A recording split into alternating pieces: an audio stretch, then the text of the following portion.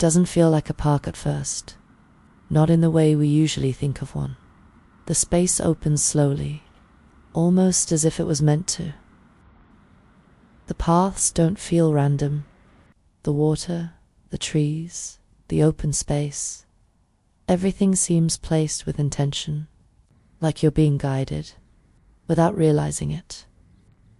This wasn't built by accident. Delaware Park was designed in the late 1800s by Frederick Law Olmsted, the same landscape architect behind Central Park in New York City.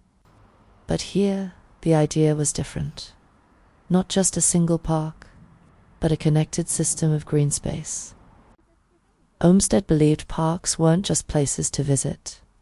They were places to experience, designed to give people a break from the structure of the city, without ever fully leaving it. The roads curve, the views change as you move.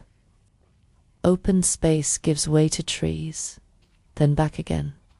It's not something you notice all at once, but something you feel as you go. Today, it feels calm. People walk, sit, pass through.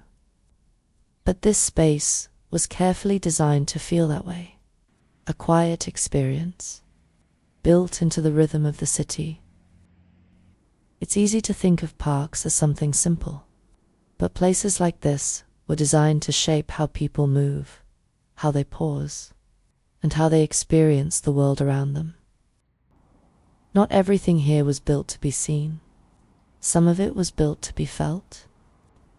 The history between steps. Thank you for taking a step with me.